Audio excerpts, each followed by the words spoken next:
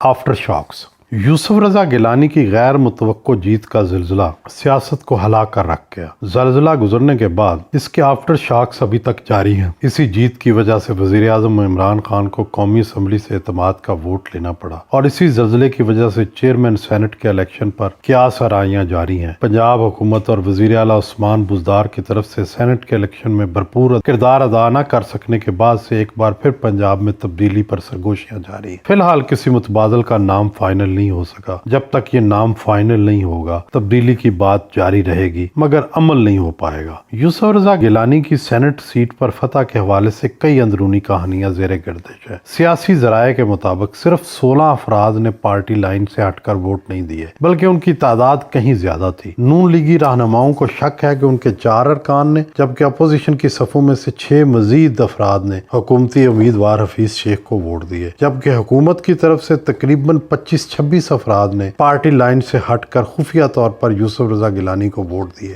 گویا دونوں اطراف سے بغاوت کرنے والے افراد کی تعداد 36 کے قریب تھی۔ اتنی بڑی تعداد کا اپنی جماعتوں سے ناراض ہونا بذات خود ایک بہت بڑا سوال ہے اور ایک سیاسی بحران کی نشاندہی کرتا ہے۔ اس سے صاف پتہ چلتا ہے کہ پارٹی قیادت اور ایم این ایز کے درمیان اعتماد کا بحران پیدا ہو چکا ہے، اور اس بحران کو پر کرنے کے لیے کوئی کوشش ہوتی ہوئی بھی نظر نہیں آ رہی۔ سینٹ الیکشن میں حکومتی سائیڈ کے حوالے سے ایک بڑی کمزوری پنجاب حکومت کی طرف سے ممکنہ امداد پہنچانے میں ناکامی تھی۔ 1985 کے بعد سے بننے والے نظام میں وزیر اعظم کو اگر وزیر اعلیٰ پنجاب کی بھرپور حمایت حاصل نہ ہو تو وزیر اعظم کا حال مغل بادشاہ شاہ عالم جیسا ہو جاتا ہے، جس کے عہد اقتدار کا مشہور قول ہے کہ سلطنت شاہ عالم از دلی تا پالم۔ سینٹ الیکشن میں حکومتی سائیڈ کے ہار جانے کی وجہ جہاں ایم این ایز کی ناراضگی تھی، وہاں ایک اہم شخصیت کا مڈل ایسٹ کا دورہ بھی تھا۔ وہ شخصیت موجود ہوتی تو شاید حکومت کو یہ دن دیکھنا نہ پڑتے، اور اس شکست کی تیسری اہم وجہ پنجاب کے وزیر اعلیٰ کا بے اثر ہونا ہے۔ یاد کیجئے جنیجو کے زمانے میں نواز شریف،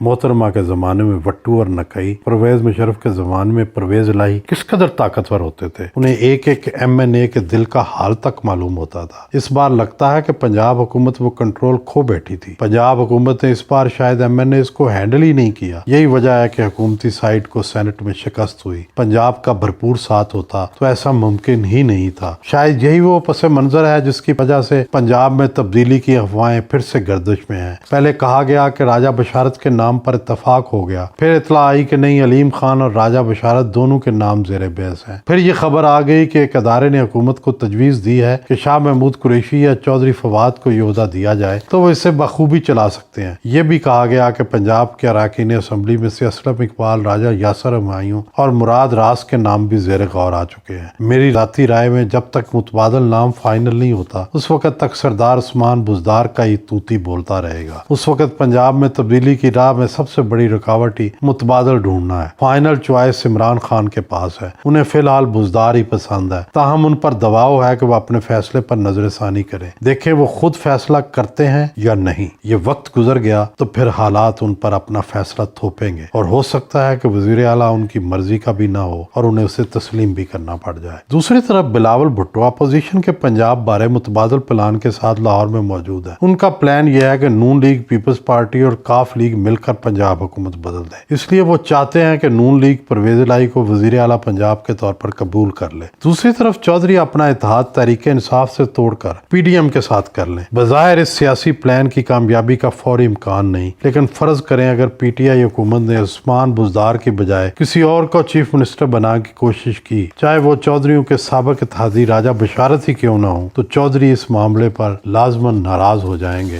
اور یہی وہ مرحلہ ہوگا جب بلاول کی سیاسی حکمت عملی پر عمل درآمد کا وقت آئے گا۔ پنجاب میں سیاسی تبدیلی صرف اہل سیاست کے بس کی بات نہیں، یہ تبدیلی اتنی بڑی اور اتنی اہم ہے کہ اس میں ریاستی اداروں کی ان پٹ کے بغیر آگے نہیں چلا جا سکتا۔ پی ٹی آئی کو یہ تبدیلی ریاستی اداروں کے ساتھ صلاح مشورے اور ان کی مکمل تشہیر کے بعد ہی کرنی چاہیے، ورنہ یہ تبدیلی کہیں الٹی نہ پڑ جائے۔ ایک طرف تبدیلی کے موقع پر اداروں کی ناراضی کا خدشہ ہے تو دوسری طرف اپنے اتحادی چودھری صف گجرات سے کشیدگی کا اندیشہ۔ چیئرمین سینٹ کے الیکشن میں ایک زبردست مارکہ آرائی ہوگی۔ یہ اداروں کے نیوٹرل ہونے کا امتحان ہوگا، اور اگر واقعی ادارے نیوٹرل رہتے ہیں تو گنتی اور اعداد و شمار واضح طور پر یوسف رضا گیلانی کے حق میں ہے۔ ایسا ہوا تو طاقت کا توازن بدل جائے گا۔ چیئر سینٹ اپوزیشن کا آ گیا تو یہ آفٹر شاک دھماکہ خیز ہوگا اور اس سے مزید تبدیلیوں کی راہ ہموار ہوتی رہے گی۔ امکان یہ ہے کہ نیوٹرل ہونے کے دعووں کے باوجود سینٹ میں حکومت کے لیے ہزیمت فی الحال پالیسی کا حصہ نہیں ہے، اس لیے حکومت کی فتح کے لیے پورا زور لگے گا۔ توقع تھی کہ سینٹ الیکشن کے بعد سیاسی لہریں پرسکون ہو جائیں گی، مگر ہوا اس کے الٹ ہے۔ سیاسی سمندر میں طوفان در طوفان آ رہے ہیں۔ چیئرمین سینٹ کا الیکشن اور پھر پنجاب میں ممکنہ تبدیلی اور اس کے علاوہ اپوزیشن کا لانگ مارچ اور تحریک عدم اعتماد، یہ سب وہ اہم واقعات ہیں جو آنے والے دنوں میں ہونے والے ہیں۔ اس لیے سیاست کے سمندر میں جوار بھاٹا کی سی کیفیت رہے گی۔ فی الحال سیاست میدانوں کی بجائے ایوانوں میں ہے۔ کاش ایوانوں میں صرف ہار جیت اور مقابلے کی کھیل نہ ہو، وہ قانون سازی کے لیے مصالحت اور مصلحت کا راستہ بھی اپنایا جائے۔ کاش ایک دوسرے کو ناک آؤٹ کرنے اور واک آؤٹ کرنے کی بجائے مل جل کر کام کرنے کی روایت پر عمل کیا جائے۔ وہ قانون سازی جس پر حکومت اور اپوزیشن کا اتفاق ہے، کم از کم اس کا آغاز تو کیا جائے۔